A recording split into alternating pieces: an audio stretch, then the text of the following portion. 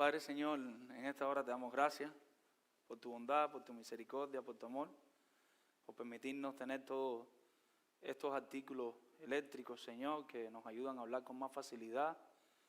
Este aire acondicionado, Señor, asientos cómodos. Gracias, Señor, por tantos privilegios para adorarte. Sabes muy bien que los que te amamos de verdad pudiéramos estar arriba de un banco, sin aire acondicionado, sin micrófono, y te íbamos a alabar igual, Señor. Porque tú eres lo más importante en nuestra adoración, Señor. Pero te agradecemos, no somos masoquistas, no somos personas que andan buscando el dolor, pero tú te mereces todo de nosotros, Señor. Padre, venimos delante de ti rogándote y suplicándote que nos hables a nuestras vidas, Señor. Sácanos de nuestra comodidad, Señor. Sácanos de nuestro pecado, Padre. Inquiétanos, Señor. No en nuestros propios esfuerzos, sino guiados por tu palabra, confrontados por tu palabra, dirigidos por tu Espíritu Santo a mortificar el pecado, Señor. Ayúdanos, Dios, a vestirnos de tu armadura, Señor. Ayúdanos, Dios, a que el fruto del Espíritu Santo sea evidente en nosotros por tu pura gracia, para tu gloria, para el bien de tu pueblo, para disfrutar relaciones con hermanos bíblicos, Señor, y para impactar la vida de otros que también puedan conocerte al ver el fruto de tu Espíritu en nosotros, Señor. Cálzanos, Señor, vístenos, Señor, llénanos, Señor, del fruto de tu Espíritu, Señor. Padre, te pedimos ahora que nos unjas, porque para esta tarea no somos suficientes, como ungías ahí a los profetas, como ungías a tus servidores, con esa santa unción que solo puede dar tu Espíritu Santo. Dame, Señor, la gracia que no tengo, dame la facilidad de palabras que no tengo, para que tus hermanos, Señor, mis hermanos, Señor, puedan escuchar tu palabra, Señor. Y llévanos a la obediencia, Señor, como solo tú puedes hacer. En el nombre de Jesús. Amén. Hay una historia del doctor R.C. Sproul, un pastor que murió hace algunos años, un defensor de la fe.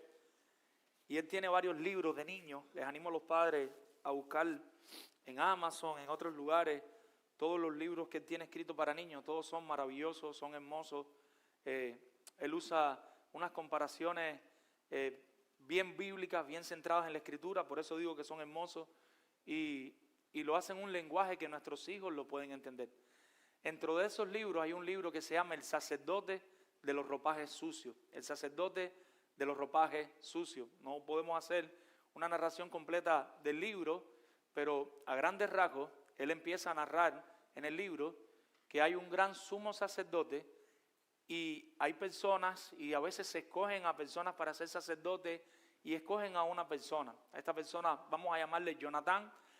Y Jonatán tiene un solo traje de sacerdote. Es un traje precioso, es un traje hermoso, y le ponen ese traje hermoso a Jonatán. Jonatán tiene la misión de ir y predicar un sermón delante del gran rey. Él tiene que pararse con su traje precioso y delante de todas las personas llevar un sermón a todo el pueblo que allí se iba a reunir.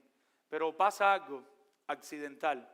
Cuando él va camino al palacio, empieza a llover, ya está llegando la hora del sermón y él tiene que salir con su ropa preciosa, con la capucha puesta, y a mediados del camino el caballo lo tumba de encima, se espanta y él cae en el lodo y se ensucia toda su ropa. Delante del rey nadie se puede presentar con la ropa sucia, pero aún así él quiere llevar su sermón, él quiere llegar delante del rey. Enseguida que entra delante del rey con su ropa sucia, hay una persona, un personaje llamado Malús, que representa a Satanás, por supuesto, y enseguida lo acusa y le dice: tú tienes la ropa sucia.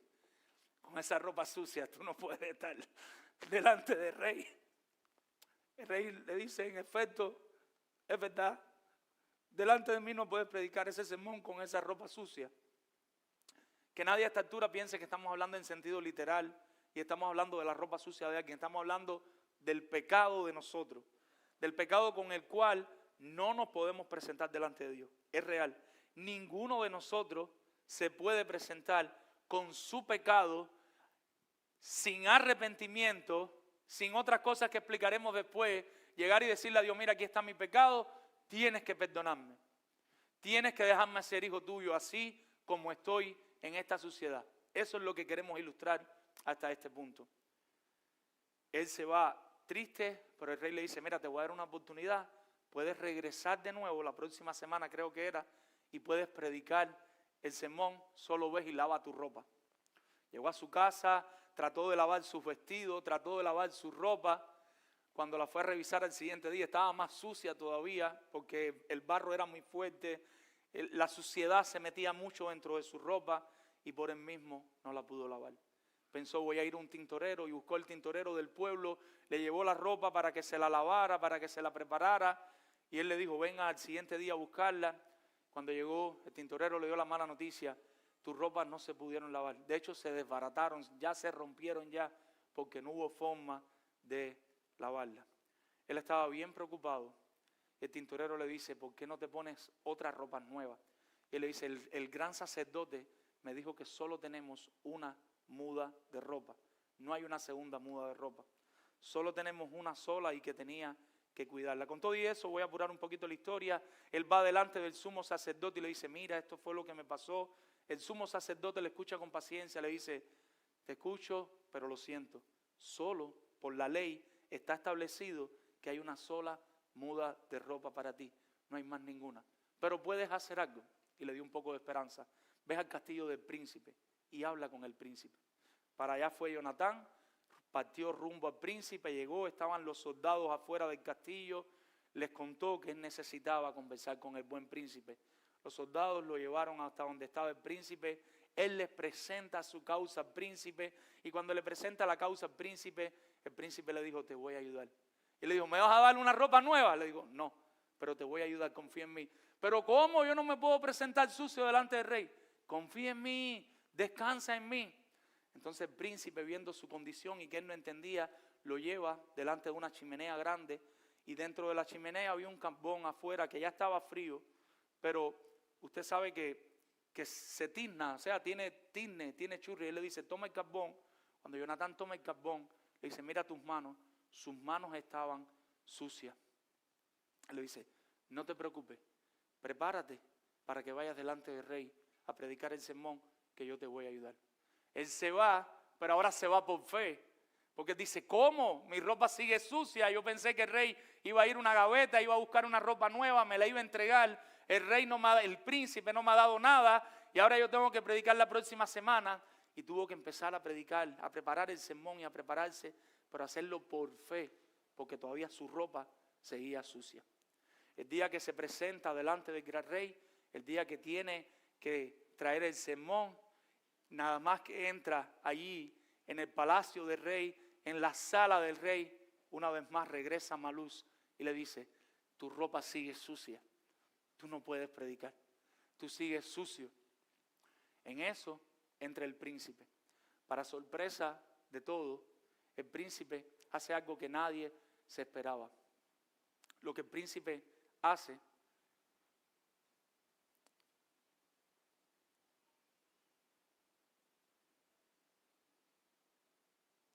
es que le quita su ropa sucia y el príncipe le pone su vestido, le pone sus vestidos reales a Jonatán, para que Jonatán pudiera predicar su sermón y pudiera ser aceptado delante del rey. Yo quiero dejarlo hasta aquí, después, si el Señor lo permite, podemos terminar la historia. Yo estoy 100% casi convencido, ya no me podré sentar con Sproul nunca a preguntarle, pero que cuando Sproul escribió esta historia, Sproul tenía el pasaje que estaremos viendo hoy en mente. De alguna manera él estudió, él hizo un exégesis a Colosenses capítulo 3, versículo del 5 al 17, y de alguna manera él tenía esta historia en mente. Cuando terminé el sermón no tenía introducción, y decía, Padre, qué introducción, no sabía cómo iba a introducir el sermón, y de pronto me acordé de esta historia, la volví a buscar, la volví a leer, y encaja de una manera perfecta. Acompáñenme, mis hermanos, a Colosenses capítulo 3, versos 5 al 17. Hemos puesto por título a este sermón, vistiéndonos de Cristo. Vistiéndonos de Cristo. El nuevo nacimiento, amados hermanos, el nuevo nacimiento va acompañado de un cambio producido por la palabra. El nuevo nacimiento, el nacer de nuevo, debe ir acompañado de un cambio en nuestras vidas, y ese cambio es producido por la palabra del Señor. Diciéndolo de otra manera, la palabra del Señor debe producir un cambio en aquellos que han nacido de nuevo.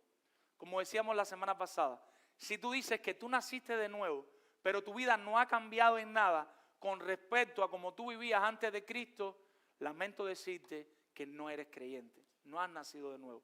Si naciste de nuevo, de alguna u otra manera, al pasar el tiempo, al pasar de los años, tiene que ir produciéndose una santificación progresiva en ti, donde tu vida no luce hoy igual que hace 5 años, y no va a lucir en 5 años igual a hoy. Entonces de pronto uno empieza a ver cosas, espiritualmente hablando, y no estoy hablando de fenómenos, sino de pecados, empieza a ver cosas en uno que antes uno no las veía, que antes uno no se daba cuenta. Tú dices, y ahora yo estoy meditando en esto, ahora yo no pudiera hacer aquello que hacía antes, ahora yo no pudiera hablar de aquella manera que yo hablaba en mi país, como yo me expresaba, porque ahora tengo otra realidad de mi pecado. Mis hermanos, a la luz de este pasaje, vamos a ver 2 cosas que van a suceder en el creyente que ha nacido de nuevo. ¿Cuál es el cambio producido por la palabra que produce el nuevo nacimiento? El cambio que el nuevo nacimiento produce por la palabra en nosotros, primero que todo, y ese es el primer punto, es que quita al mundo de nosotros. Cuando tú naces de nuevo, Dios, a través de la obra del Espíritu Santo, empieza a quitar al mundo de nosotros. Empieza a sacar al mundo de nosotros. Cuando me refiero al mundo, no me refiero a la tierra, a esta esfera global, sino a todos los pecados, todas las pasiones, todas las cosas que nos dominaban, todas las cosas que nos hacían pecar contra nuestro buen Dios. Cuando nosotros nos convertimos a Cristo, todo eso empieza a salir y empieza a salir como si fuera una manguera drenando agua sucia y botando agua sucia en un vertedero. Así debería estar ocurriendo en nuestras vidas, mis hermanos.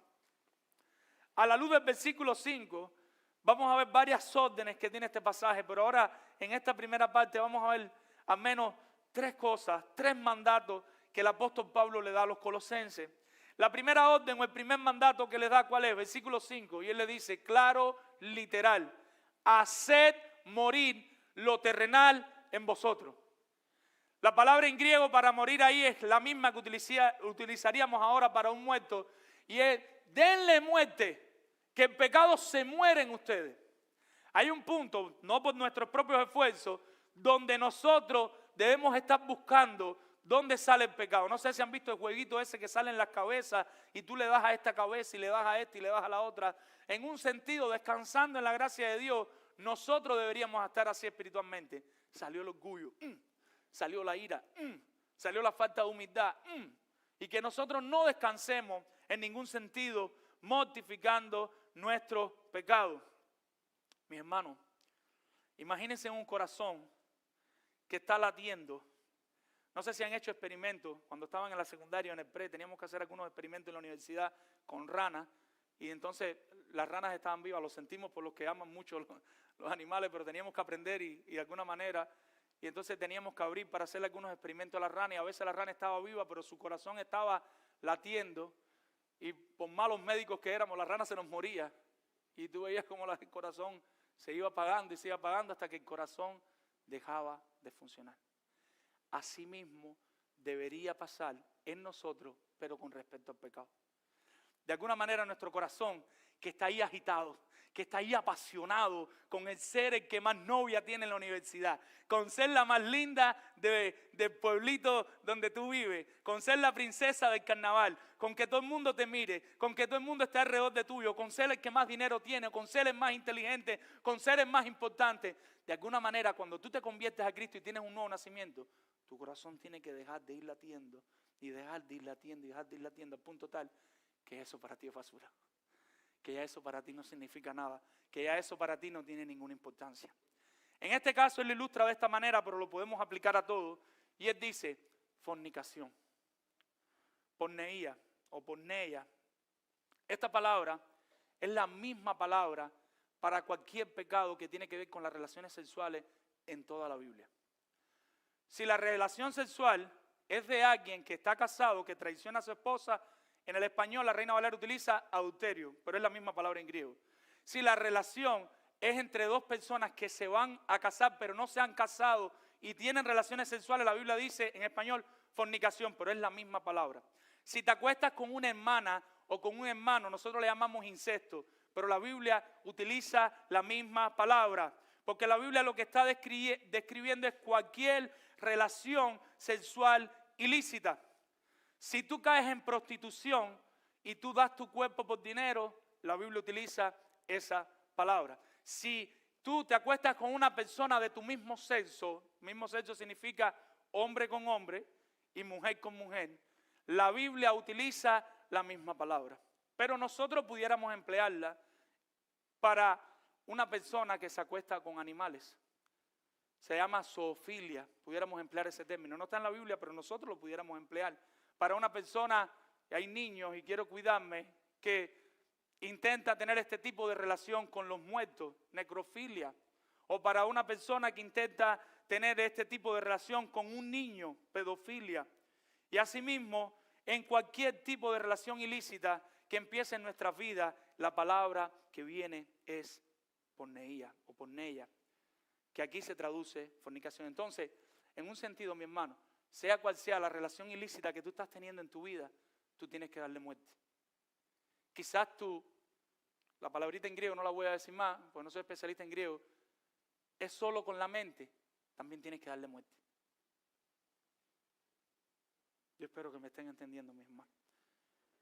Después viene una lista de palabras parecidas, porque todo viene en el mismo sentido, hasta el final que llega la avaricia.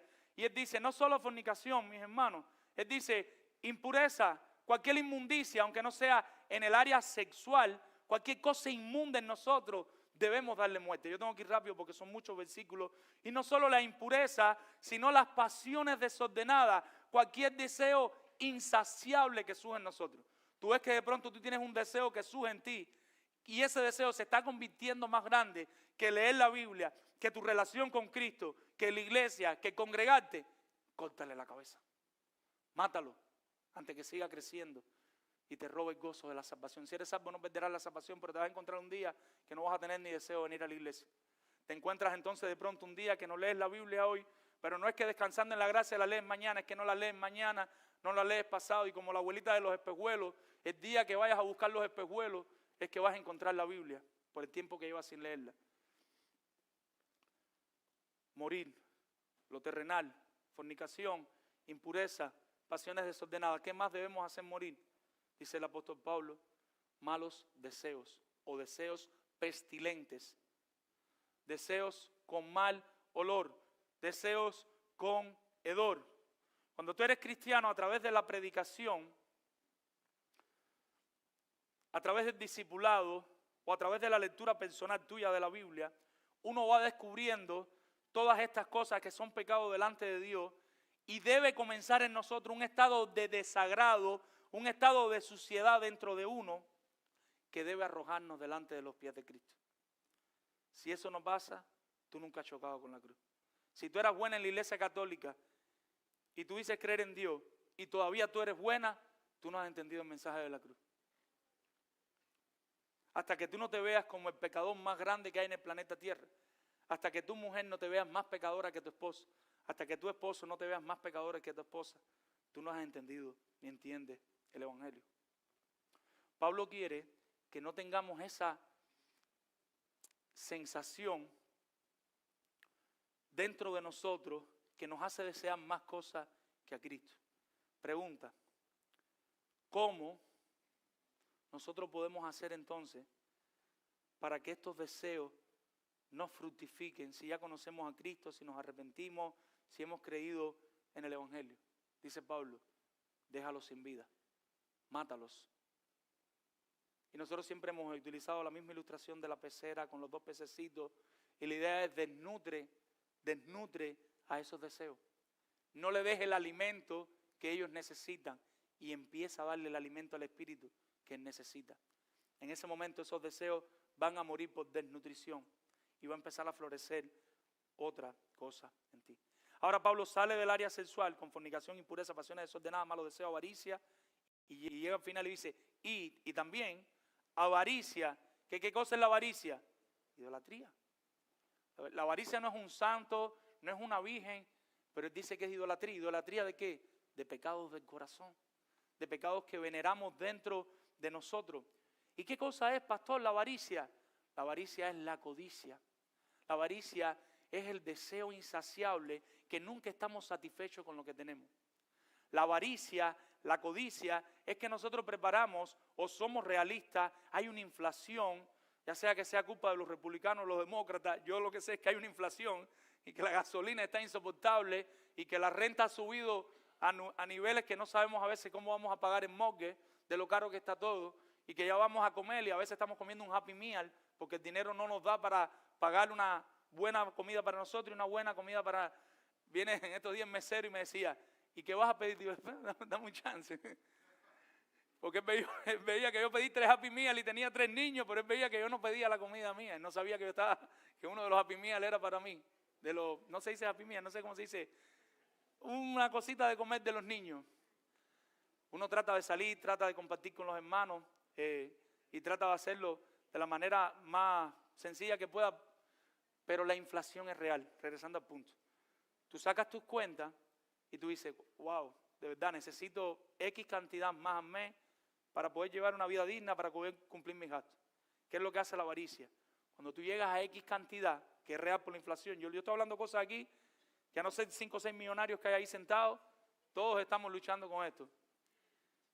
Pero cuando ya tú tienes ese dinero, el Señor te lo provee, porque a veces no, es que Él es tan bueno, sin merecerlo. En muchas ocasiones nos da para que el salarito suba y llegue ahí, y ahora de pronto nos encontramos que necesitamos más dinero. Lamento decirle, mis hermanos, ¿saben por qué? Por la avaricia, por el deseo desmedido por el dinero. El dinero no es malo, el dinero es bueno si se usa correctamente, si se usa sabiamente. Todo el dinero que usted no quiere, usted me lo da, que yo sin problema, no, mentira. Mis hermanos, es una ambición desmedida y la Biblia enseña que es lo opuesto a la generosidad del amor de Dios. Esa avaricia es lo opuesto a la generosidad del amor de Dios y es lo opuesto a la caridad de la vida cristiana. Una persona avariciosa no solo tiene un amor desmedido por el dinero, sino que tiene un problema en esta área del cuerpo. ¿Saben lo que es? Es tacaño, decimos en Cuba. Tacaño es egoísta, le cuesta dar, porque él lo quiere todo para él, lo quiere todo para él. Hay una persona, un filósofo romano, que existió durante los tiempos de Jesucristo, se llamaba Cicerón, y Cicerón decía, el injusto, o clasificaba la avaricia como el injusto deseo de todo aquello que pertenece a los demás. Y aquí viene otra característica terrible de la avaricia. El avaricioso no es solo que es el avaricioso con él, sino que el peor problema del avaricioso es pararse en el portal de su casa. ¿Y qué tiene que ver el portal de la casa con la avaricia? Si el avaricioso se para en el portal de su casa y mira para la casa del vecino y ve una cerca nueva, o mira para el otro lado y ve que el vecino se compró un carro nuevo, el avaricioso empieza a entrar en un estado de shock, de falta de aire, de nerviosismo, de temblor en las manos, porque hasta que él no tenga el carro del vecino, hasta que él no tenga la cerca PVC del vecino, hasta que su casa no esté pintada como la del vecino, él no está tranquilo. Los avariciosos que hay aquí espero que se estén haciendo diagnósticos, pero que se estén arrepintiendo y se estén dando cuenta. Tener cosas no es malo, no es pecado. Tener dinero no es pecado, pero todo debe usarse con medida y siempre, siempre, siempre usarse para la gloria del Señor. El peor problema para el avaricioso, como le decía, es mover la cabeza a los lados. Esto es idolatría. Esto es idolatría. Versículo 6. Entonces Pablo lanza una advertencia. Esto no es juego, mis hermanos. Esto no es juego. El pecado no es juego. El pecado no arrepentido y practicado sin medida, sin importarnos, no es juego. Porque los que no se arrepientan, como leíamos en Hebreos 3, ¿qué les va a pasar?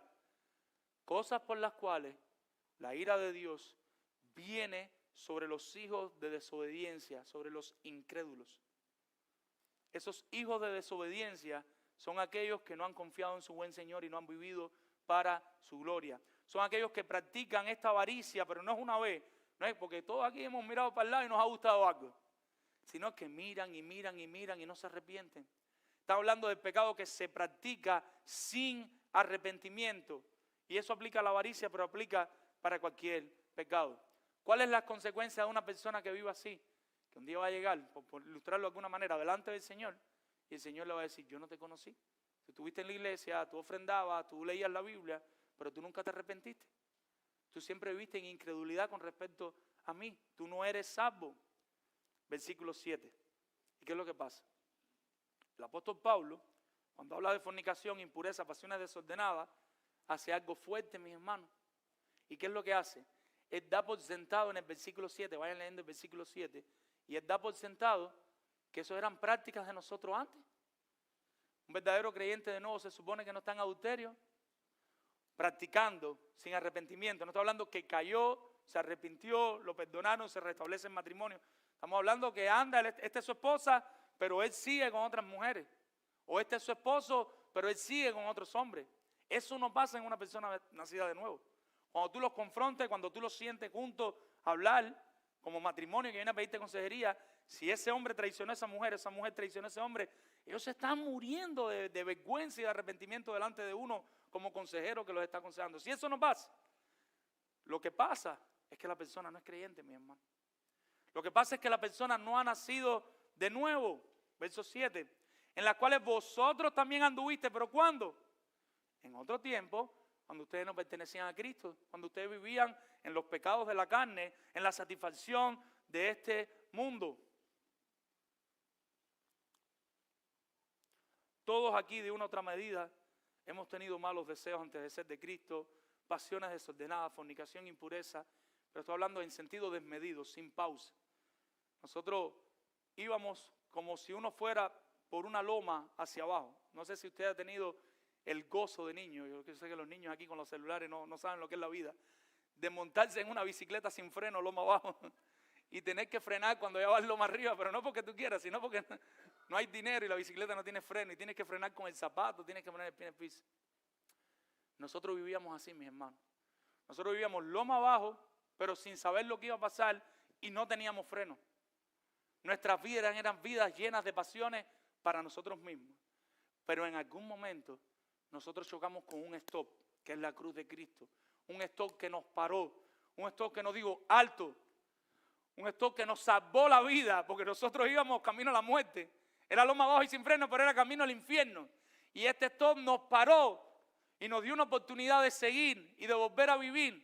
Por lo tanto, nosotros no podemos seguir viviendo loma abajo. Si tú estás viviendo loma abajo, en este sentido que te estoy hablando, es porque el stop no llegó a tu vida. Tú lo esquivaste y seguiste tu camino y todavía estás camino al infierno. Por eso el versículo 7 va a aplicar a tu vida a menos que te arrepientas. Y si eres regenerado, entonces el versículo 7 es para ti y el versículo 5 es en tiempo pasado. El versículo 5 no está en práctica a tu vida, en tu vida. Pero Pablo no se queda aquí. Porque si bien ya no estamos fornicando, no estamos en borrachera, no somos homosexuales, de una manera difícil, pero yo estoy seguro que todos los regenerados, ninguno es un practicante de avaricia. Puede que en algún momento, ay, nos gustó algo, ay, mira, pero nos arrepentimos después. Y vamos delante y decimos, Señor, perdónanos. Pero ninguno que es verdaderamente regenerado está en una constante avaricia, si no, no es regenerado, ¿ok? Yo espero que eso se entienda, que lo estemos entendiendo. Pero como Pablo sabe eso, él quiere ir a otra lista de pecados que sí de una manera u otra sí tenemos que seguir mortificándolos todos nosotros hasta que lleguemos al final. Y en muchas ocasiones volverán a aparecer. Ahora vamos a ver una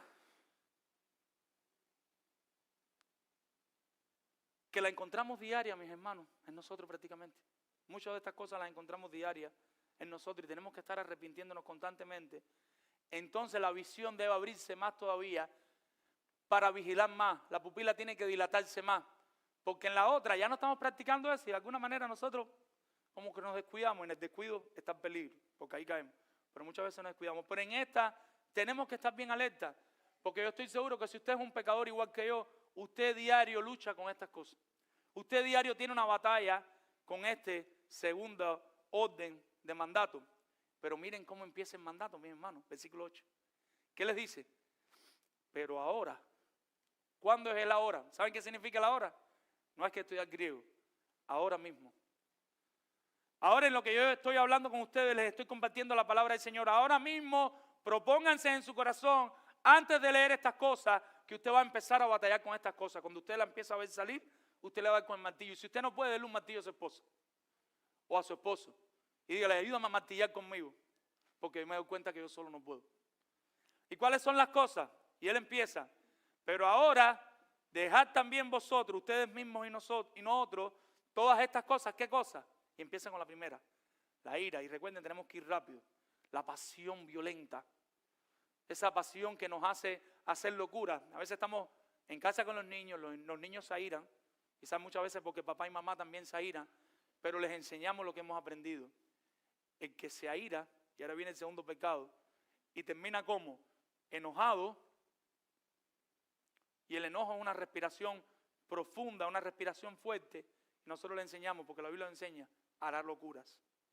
Si tú de pronto te encuentras que alguien hizo algo que no te gustó, y pudiéramos empezar con el enojo, y te empiezas a enojar, y empiezas a sudar, a ponerte colorado, a molestarte, y en todo eso se empieza a desatar una pasión violenta en ti, te empiezas a llenar de ira. Si tú no vas y te arrepientes y terminas en oración, ¿sabes lo que te va a pasar? Vas a terminar haciendo una locura. Vas a terminar haciendo algo de lo cual te vas a arrepentir después de toda la vida. Y vas a tener que ir y pedirle perdón a las personas. Quizás a alguno de nosotros regenerados nos ha pasado. Nos ha pasado. Por llevar por esa ira, por llevarnos dejar por ese furor, hemos dicho cosas de las cuales nos arrepentimos todavía hasta el sol de hoy. Hemos hecho cosas de las cuales nos arrepentimos, porque el que se enoja, el que se aira, va a terminar haciendo locura. Pero no solo la ira y el enojo, ¿qué más dice? La malicia, y es un término interesante, es la maldad constante, mis hermanos. Y esa maldad constante, eso es un cáncer en nosotros.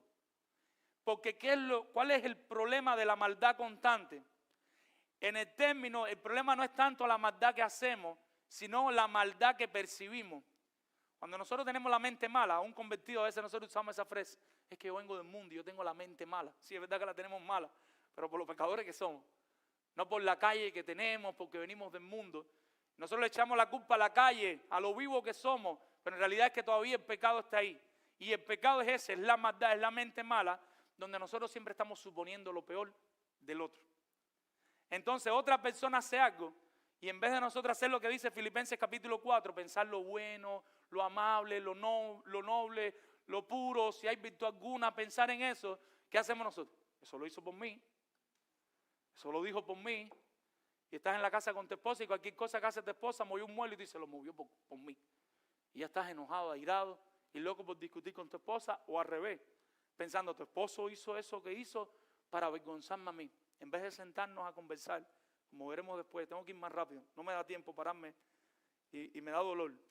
Pero quiero dar esta nota. ¿Y qué es lo que empieza con la malicia? Empiezan las exageraciones. ¿Saben lo que es una exageración? Quizás lo que hizo fue algo pequeñito, ahora en tu corazón eso es un volcán, eso es un tsunami. Pero no solo empiezan las exageraciones, empiezan los absolutos. Tú siempre haces lo mismo, ¿verdad que siempre? Cuando tú utilizas un absoluto, tú estás pecando, porque ese absoluto no existe. Tú siempre, mentira, no es siempre. Es hoy, quizás aquí la semana que viene, pero eso no es siempre. Siempre es siempre. ¿Se entiende? Porque en el fondo los absolutos, las exageraciones, y me falta una, las mentiras, nosotros lo hacemos para dañar a la otra persona. Nosotros lo que queremos es dañar a esa persona y en nuestra mente mala terminamos haciendo esas cosas. Por eso en consejería siempre recomendamos y tratamos de hacer escuchar a las dos partes. Si usted se sienta con una esposa y le habla del esposo, usted dice, esa esposa tiene un arito y ese esposo es Satanás con 2 alas y un tarro. Pero cuando te sientas a hablar con la otra parte, te das cuenta que hay un equilibrio. Y que quizás la esposa por la mañana tiene un arito, pero por la noche la esposa tiene alas. Y el hombre es verdad que tenía alas, pero quizás en 1 hora al día, aunque sea, tuvo un arito. Y las cosas no son tan exageradas como las puede contar cualquiera de las dos partes. Siempre es bueno escuchar a las dos partes. Ahora que viene la tercera orden. Mi hermano, no solo aquellos del pasado que ya se convirtieron, mi hermano, no solo estas cosas del corazón, sino que les dice algo más. Y le dice, versículo 9, no se digan mentiras los unos a los otros, habiendo despojado del viejo hombre con sus hechos, Y hay algo interesante en este mandato. ¿Y qué es lo interesante? Que esto es recíproco. Es recíproco. No le digas mentira a tu cónyuge no te dice mentira a ti. No le digas mentira a tu hermano no te dice mentira a ti. La mentira es una bestia que provoca mucho daño. No sé si han escuchado la frase, la mentira tiene patas cortas. Significa que siempre el mentiroso lo van a coger. Y tú mientes hoy, pero aquí a 10, 15 años las personas se enteran de la mentira que estás diciendo. La mentira tiene patas cortas. Y esto no debe estar ocurriendo entre creyentes. ¿Por qué? Dice Pablo. Porque ya el viejo hombre con sus prácticas debía haber salido de nosotros. Nosotros no debemos estar diciendo mentiras, mi hermano. No significa que tú no mientas. Si tú mientes, ¿qué cosa es? Pecado, arrepiéntete, pero tú no puedes estar en la práctica de mentira diaria sin dolerte el corazón, sin sentirte mal, sin importante. Entonces no eres un verdadero creyente. Hay una ilustración que me gusta para los niños que están aquí, que me gusta utilizar, y es la ilustración de la casa. Y nosotros nos convertimos, y es como que el Señor empieza a trabajar en un área de nuestra vida, digamos que es la sala, y empezamos a organizar la sala. Pero con el tiempo nos damos que la sala está organizada, pero los baños, los cuartos y el baño, lo dije al revés, están terriblemente sucios. Y ahí el Señor nos va revelando y vamos y limpiamos el baño con cloro y lo ponemos bonito. Y vamos para el cuarto y organizamos las camas. Y cuando ya nosotros creemos que ya la casa está limpia, ese primer añito ahí que vamos descubriendo que la fornicación es pecado, la borrachera, de pronto abrimos un tapete del piso y empezamos a ver ahí de manera microscópica o macroscópica, empezamos a ver partículas y suciedad que nunca habíamos visto. Así es a medida que vamos creciendo en los caminos del Señor y nosotros logramos ver los pecados del corazón. Ya no solo los pecados externos, sino los pecados que están más arraigados en nuestro corazón. Y eso debería provocar en nosotros arrepentimiento, debería ayudarnos a ver estos pecados que son muy, pero muy importantes para el Señor y que provocan dolor en el corazón del Señor. Hermanos, cuando Adán y Eva pecaron, ellos estaban desnudos. En ese momento se dan cuenta que están desnudos y a pesar de su pecado el Señor los viste.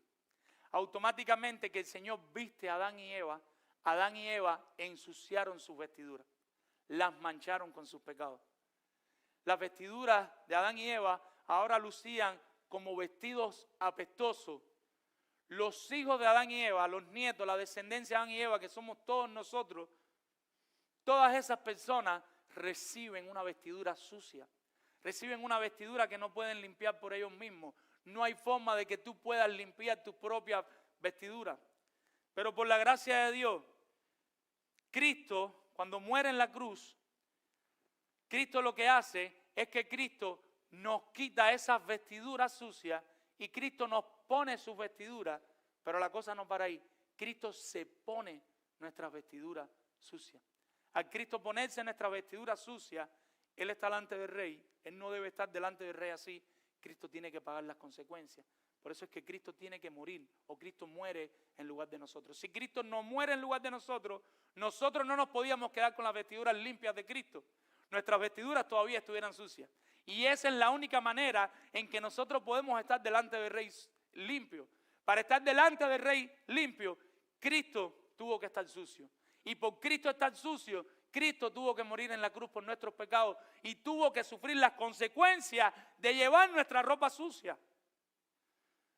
Cada pecado tuyo de ira, de enojo, de maldad, todo eso cayó encima de Cristo. Entonces ahora, ¿qué es lo que pasa? Lo que sucede ahora es que Cristo sufre por nosotros lo que dice el versículo 6. Cosas por las cuales la ira de Dios viene sobre los hijos de desobediencia. Ahora Cristo, el perfecto sacerdote, el gran profeta, el Rey, Él es un hijo de desobediencia delante del Padre. Él tiene que llevar allí delante del Padre la ira de Dios. Mi hermano o visita que nos acompaña, tú no sufres la ira de Dios solamente si crees en Cristo. Si tú no crees en Cristo para salvación, un día vas a tener que sufrir la ira de Dios. Tú sabes que esos vestidos eran harapientos. Tú odiabas cuando desprendían su hedor y en muchas ocasiones trataste de quitártelo por ti mismo, pero no pudiste hasta que Cristo llegó a tu vida. Alabado sea nuestro Señor Jesucristo. Si eres una persona nacida de nuevo, lo terrenal es parte de tu antigua vida. Versículo 5. Si eres una persona nacida de nuevo, lo terrenal es parte de tu antigua vida. Versículo 5 con el versículo 7. Si ya naciste de nuevo, no puedes convivir con el pecado. Versículo 8. Ya tú no puedes vivir con esos pecados. Si ya los vestidos viejos no están sobre ti, entonces no debes practicar el pecado. Versículo 9. Eso pertenece al antiguo hombre. Ahora Pablo entiende que no es suficiente con quitar, debemos poner. Y ahora hemos llegado al punto de la epístola, de la posición que estamos compartiendo, donde Pablo dice, no solo hay que quitar, y no solo se trata de sacar esa mundanalidad de nuestra vida con la ayuda del Señor, por la palabra, en dependencia del Espíritu Santo, sino que hay que poner. ¿Y qué es lo que hay que poner? Segundo punto, vistiéndonos de cristianos. Vistiéndonos de cristianos. Versículos del 10 al 17. ¿Y qué dice el texto? Y revestidos ¿de qué? De nuevo. Terminó el 9, despojados del viejo hombre con sus hechos. Muerte, versículo 5, a lo terrenal. Y ahora llega el 10 y ¿qué dice? Pero no hay, y también vístanse de nuevo. ¿Y qué es lo que pasa con el nuevo? ¿Qué marca es este vestido nuevo que tenemos que ponernos? Gálatas 3, verso 27 responde. Gálatas 3, 27. Porque todos los que habéis sido bautizados con Cristo, de Cristo estáis revestidos.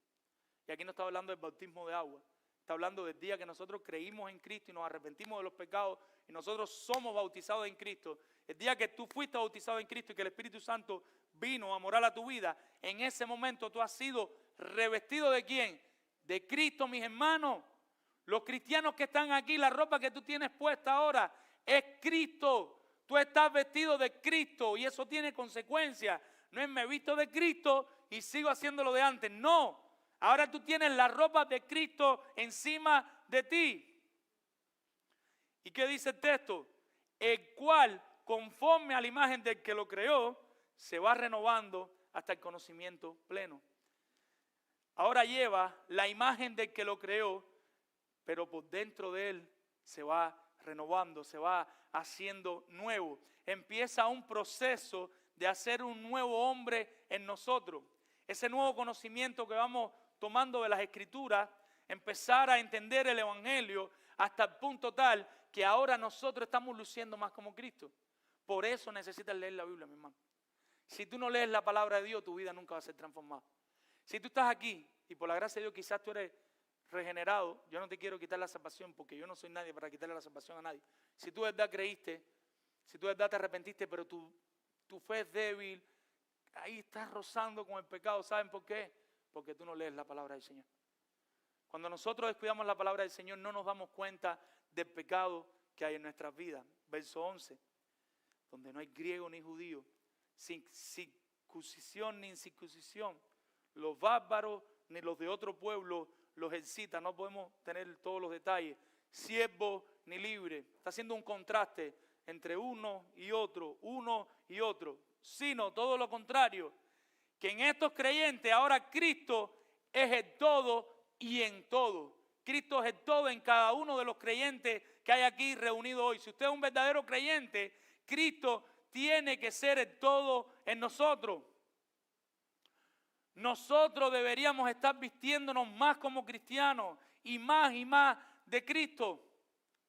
Si cada día tú no luces más como Cristo, posiblemente tú no seas de Cristo. Si cada año que pasa tú no luces más como Cristo, posiblemente tú no seas de Cristo. Versículo 12, y vuelve a ser una redundancia, porque este es el énfasis que quiere hacer en esta segunda parte. ¿Y cuál es la redundancia? Vestidos pues como eclectos, vestidos pues como escogidos de Dios, vestidos pues como aquellos que han sido seleccionados por Dios por pura gracia para vivir para su gloria. Imagínese eso, tú no merecías el vestido que tienes de creyente, pero es por su pura gracia te regala y te pone ese vestido y te da la oportunidad de vivir en este mundo vestido de Cristo. Y tú, en vez de agradecer y de cuidar el vestido de las manchas, te da lo mismo que caiga café, que caiga ketchup, que caiga mayonesa. No te importa, no te interesa. Si esa es tu actitud, tú no has nacido de nuevo. Si tú empiezas a entender, Dios quiera que el Espíritu Santo está abriendo los ojos, cómo funciona el pecado. No estamos hablando de una santurronería, sino de que tanto amor por tu Señor que te salvó, que dio su vida por ti, que te quitó tus vestidos andrajosos, se los puso Él y te dio ese vestido nuevo. Y delante de ti tú lo viste morir en la cruz. Mi hermano, usted anda cuidándose los vestidos hasta durmiendo. Si usted sabe que el celular le va a hacer algo durmiendo, usted coge y bota el celular. Usted se aleja de todo lo que se tenga que alejar, porque usted no quiere manchar los vestidos de ese buen Señor que te lo regaló. Y ahora ese nuevo vestido debe lucir de una manera diferente. ¿Cómo luce el vestido de los elegidos? ¿Cómo luce el vestido de los escogidos? ¿Cómo visten los verdaderos hijos del Rey? Versículo 12. Santo, apartados del pecado, no por legalismo, sino por amor en su buen Señor. Si ellos pecan porque vamos a pecar, se sienten mal porque dañaron el nombre de su Señor, tienen la necesidad de ir a pedir perdón. Ellos no quieren manchar los vestidos de su Rey. No solo santo, sino también amado. 1 Corintios 13, ¿qué enseña? Yo creo que me estoy adelantando en esta parte. Tengo muy poco tiempo, yo no sé qué tiempo llevamos de predicación. Amor especial de Dios, mis hermanos. El nuevo creyente, su vestido debe estar allí lleno de pureza, pero también debe estar lleno de amor. Debe estar lleno de misericordia, de compasión. Siente piedad por los males de otros, se compadece de otros. Él dice, como Cristo, Señor, no les tengas en cuenta su pecado, Señor. Como Esteban, ellos no saben lo que están haciendo, Señor. ¿Por qué? Porque Él sabe que están ciegos. Él sabe que sus ojos no han sido abiertos. De benignidad, de bondad, ellos son bondadosos. De humildad, una humillación de mente. En su mente no hay maldad, cada día hay menos maldad. Sí hay maldad, pero cada día hay menos maldad. En el proceso de santificación ellos están pensando más lo bueno. Son mansos, mansedumbre, son gentiles. Tienen paciencia, soportan, aguantan, son tolerantes. Pero Señor, pecó conmigo. ¿Cuántas veces dijo el Señor? 70 veces 7. Está diciendo un número para ilustrar algo, no era un número literal. 70 veces 7. Ahora, ¿por qué todo este vestuario? ¿Cuáles son las necesidades? Que nosotros mostremos a Cristo en nuestras relaciones interpersonales. ¿Por qué tú debes llevar el vestido de Cristo? Para mostrar a Cristo en todas las relaciones que tú tienes, en el día entero, en la semana entera, en el mes entero. Regresamos al contexto. ¿Qué pasaba en el contexto? Los falsos maestros que se habían colado, ¿qué estaban enseñando? Para tú ser un cristiano espiritual, para tú ser ese supercristiano, habían dos cosas que ellos hacían énfasis. Tú tienes que tener experiencias extraordinarias, ángeles, superpoderes, pasarte cosas. Y segundo, por tus propios esfuerzos, limitarte, extraerte de cosas. Y entonces en tus propios esfuerzos, tú eres ese gran campeón. ¿Tienen una idea de cómo luce ese cristiano? Es el cristiano que descansa en esas dos cosas, superpoderes o superfuerza interna. Pablo está diciendo, ustedes quieren ser cristianos verdaderamente espirituales. Ustedes quieren ser cristianos que tienen el vestido de Cristo, que lucen como Cristo. Pues vamos al versículo 13 y vamos a ver qué pasa. No es un cambio lo que lo hace más especial. Es un cambio que más bien lo humilla, como se humilló Cristo por nuestros pecados. ¿Y cómo luce este cristiano? Este cristiano luce así, mis hermanos. Versículo 3. Se soportan los unos a los otros. Él soporta a sus hermanos. Ese hermano mío, qué pecador es. Ese hermano mío siempre me falla en lo mismo. Él lo soporta. Y cuando digo el hermano, puede ser en la casa del cónyuge también. Se perdonan unos a otros. Un perdón completo, donde la deuda queda cancelada, donde la deuda queda borrada. Si alguno tuviera queja contra otro, de la manera que Cristo perdonó, así también hacerlo vosotros. ¿Por qué ese cristiano puede perdonar a sus hermanos?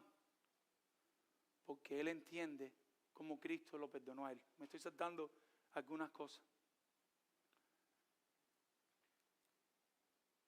Ahora sí, 1 Corintios 13. ¿Se acuerdan aquellos supercristianos de 1 Corintios 13?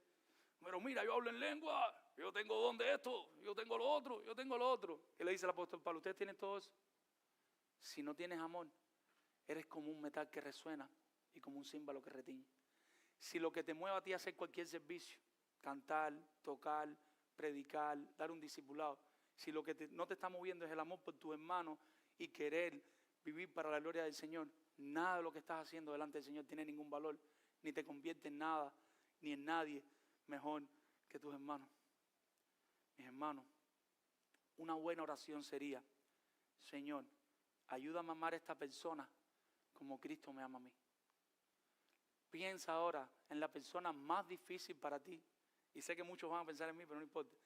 Piensa ahora en la persona más difícil para ti en palabra de vida. Piensa en la persona más difícil para ti en tu casa, en tu hogar. Piensa en esa persona. ¿Quién es la persona más difícil? Y órale al Señor. Señor, ayúdame a amar a esta persona como Cristo me ama a mí. Cuando usted haga esa oración, entonces se empieza a desbloquear en usted el perdón, la bondad, el soportar, la compasión, la paciencia, la mansedumbre, la humildad. Empiezas a vivir en santidad y nada de esto es un problema para que tú sigas amando más y más a tu buen Señor. La peor mentira del diablo es: ya yo no voy a amar a Dios porque yo no amo a mis hermanos. Eso es una mentira del diablo. Entonces la mentira, las conversaciones malignas, los insultos, el pasar las cosas que hace mal el otro por alto, el enojo, la ira, todo empieza a desaparecer dentro de nosotros. Pablo termina con 4 peticiones a partir del versículo 15. Versículo 14. Y sobre todas estas cosas, ¿vestidos de qué? De amor, que es el vínculo perfecto. Era lo que estábamos explicando. El amor es lo que une perfectamente las coyunturas, es lo que hace que coarte perfectamente cada articulación, cada ligamento, cada vena, cada arteria. El amor es el que produce eso en el cuerpo de Cristo, en la iglesia. ¿Y cuáles son las 4 peticiones finales? Bien rápidas. Versículo 15 tenemos 2 peticiones. La primera es: y la paz de Dios gobierne en vuestros corazones, a la que asimismo fuiste llamados en un solo cuerpo. La paz debe gobernar dentro de los creyentes. Si Dios nos dice a nosotros: ves y déjalo todo ahora mismo, y quiero que vayas a África y que plantes una iglesia en África y que empieces a evangelizar, yo te voy a dar los recursos, ve. ¿Sabes lo que haríamos muchos de nosotros? Iríamos. Nosotros haríamos lo que tenemos que hacer, tenemos los recursos, está ahí el presupuesto y nos iríamos a África porque nosotros amamos tanto a Dios que estamos dispuestos a ir a África y ahí servir en África, plantar una iglesia en África, pasar todos los sufrimientos que tengamos que pasar. Pero a veces Dios nos pide algo más fácil. Ve a donde está tu hermano y ten una pequeña conversación donde tú le digas por qué tú estás bravo con él, donde tú le pidas que te pida perdón o tú le pidas perdón a él y ya. Y ahí le decimos: no, Señor, no. África sí, mándame a África. Pero no, hablar con esa persona no. No, eso no, Señor. ¿Se dan cuenta, mis hermanos, que el problema de nosotros es una dureza de corazón? La duda crece, los argumentos surgen, los pies se paralizan y la boca no puede hablar. Un te perdono o un perdóname no sale de nosotros. Una palabra de reconocimiento no sale de nosotros. Pablo le dice a los colosenses que la paz reine en ustedes. En una iglesia bíblica reina la paz. Mi hermano, las naciones necesitan paz. Las naciones necesitan que la guerra de Rusia y de Israel se acabe. De Rusia e Israel. De Rusia y Ucrania se acaben. Las personas necesitan que la guerra de Israel y Hezbollah y todos esos enemigos del pueblo de Israel terroristas que tiene al lado se acabe. El mundo necesita que haya paz. Las personas aquí en nuestro país, en Estados Unidos, necesitamos ya que el odio político de demócrata y republicano, nosotros necesitamos que eso se acabe. Nosotros queremos que haya paz en la nación. No estaremos de acuerdo con un presidente de este partido o del otro partido, pero se puede vivir en paz, a pesar de tener algunas ideas en desacuerdo. La iglesia bíblica necesita la paz. Una iglesia bíblica, para funcionar bien, necesita que todo su cuerpo pueda caminar en paz. Un buen matrimonio bíblico necesita la paz. Nuestros hijos están viendo una guerra peor que la de Rusia y Ucrania en la casa. Una guerra peor que la de Israel con Hezbollah en la casa. Una guerra peor que la de Donald Trump y John Biden en la casa, cuando nosotros discutimos con nuestras esposas. Y muchas veces eso le puede hacer mucho daño a toda la Biblia que le estamos leyendo, a todas las oraciones que estamos haciendo con ellos. Porque ellos quieren sinceridad de nosotros. Y ellos quieren paz en sus hogares. Muchos de nosotros dijimos, Padre, yo no quisiera nunca que esto que estoy viendo de mis padres, yo lo haga con mis hijos. Y muchas ocasiones nos encontramos haciendo lo mismo que hacían nuestros padres, que eran no regenerados. Nos encontramos repitiendo los mismos patrones. Mis hermanos, la Biblia hace un llamado a que nosotros seamos pacificadores. El apóstol Pablo le dice a los romanos, en el capítulo 12, versículo 18, estén en paz con todos los hombres. En el capítulo 14, verso 19, procuremos lo que contribuye a la paz y a la edificación mutua. A los corintios le dicen, primero los Corintios 7:15, a paz nos llamó Dios.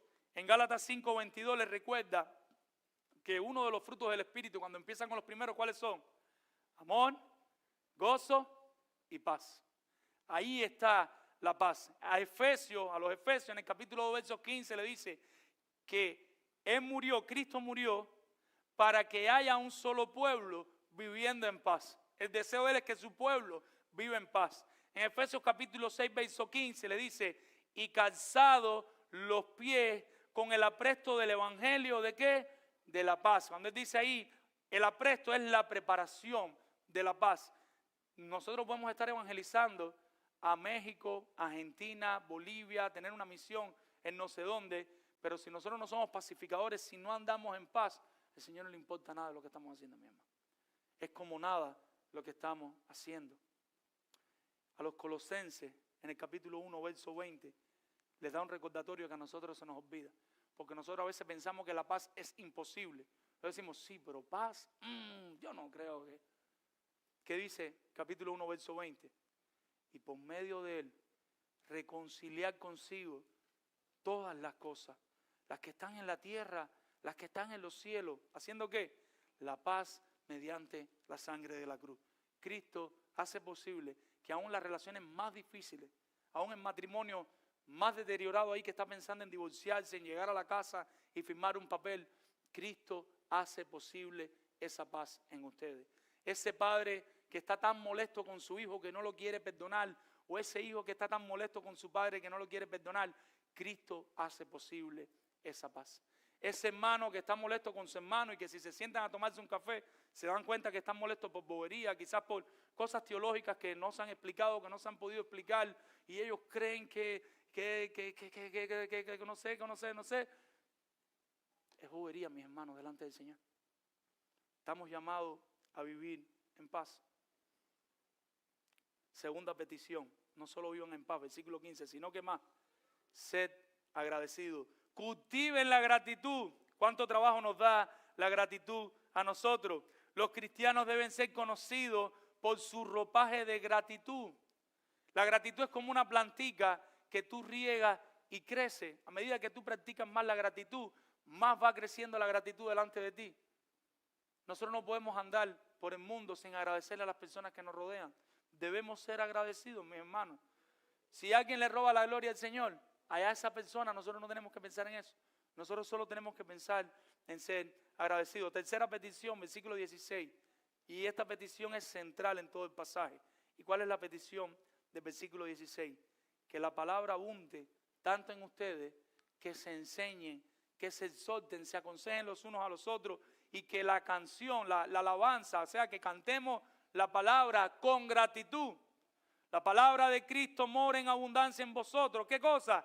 Enseñando, exhortando unos a otros en toda sabiduría, cantando en agradecimiento en vuestros corazones al Señor. ¿Con qué? Con salmos, himnos y cánticos espirituales. Nosotros debemos cantar solo alabanzas que estén llenas de la palabra del Señor.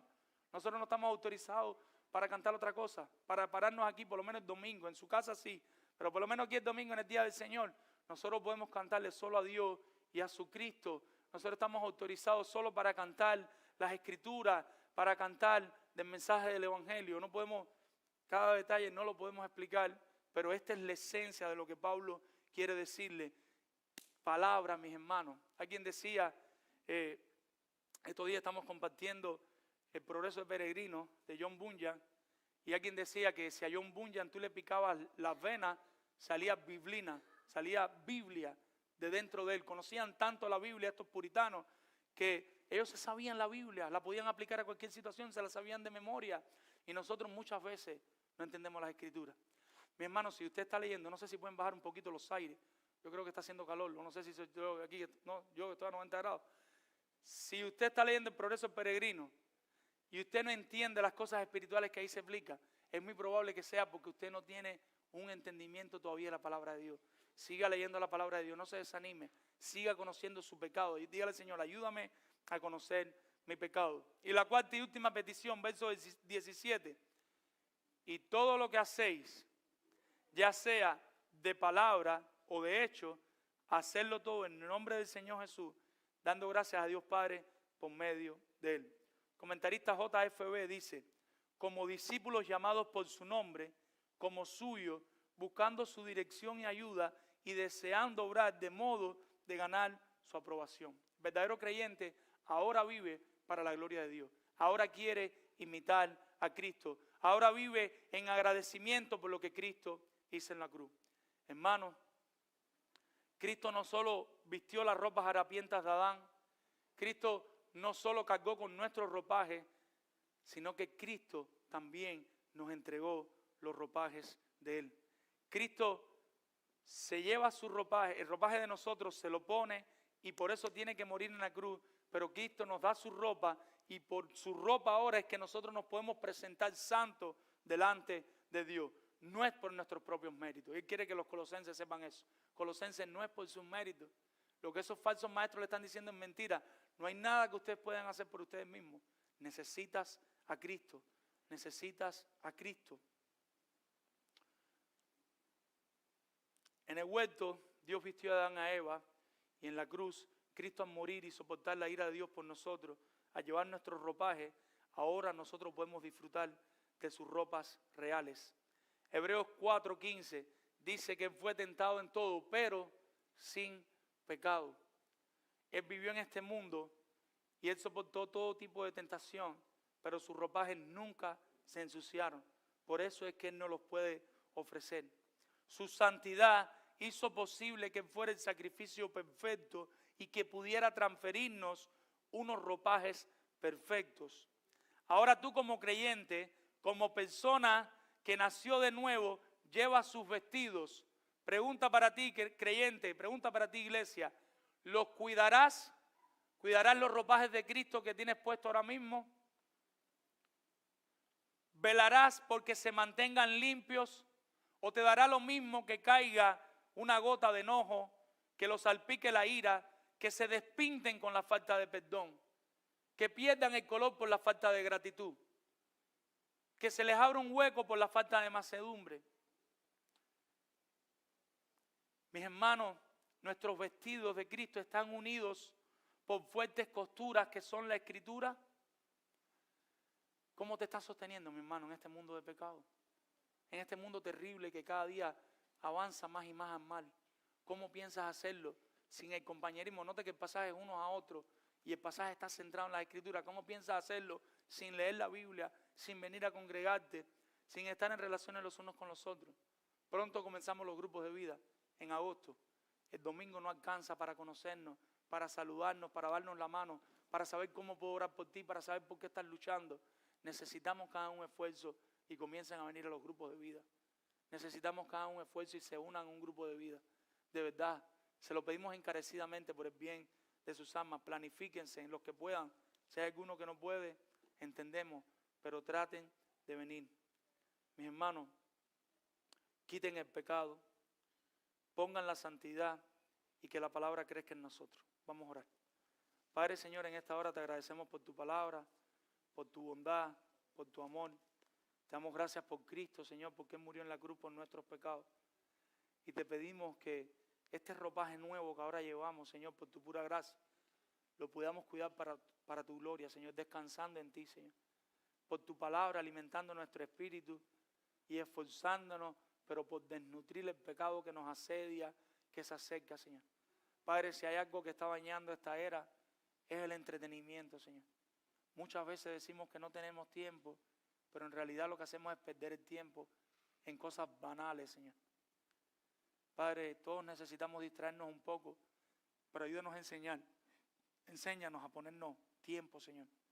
A utilizar nuestro tiempo con sabiduría, Señor. Señor, quita todo lo que no te guste de nosotros. Sigue limpiándonos, Señor. Sigue limpiándonos, Señor. Y pon en nosotros, Señor, de manera evidente el ropaje de Cristo, Señor. Ayúdanos junticos a cuidarnos los vestidos los unos de los otros, a limpiarnos los vestidos los unos a los otros, a estar pendientes los unos de los otros, pero por amor, Señor, porque amamos a nuestros hermanos. Padre, danos de manera sobrenatural ese amor por nuestros hermanos que solo tú puedes dar, aún por los más difíciles. Ayúdanos a amar ese hijo difícil, ayúdanos a amar ese padre difícil, ayúdanos a amar ese cónyuge difícil, ayúdanos a amar ese hermano difícil, ese compañero difícil, Señor. Ayúdanos, Padre, solo no podemos. Gracias por Cristo una vez más. En el nombre de Jesús. Amén. El Señor les bendiga, mi hermano.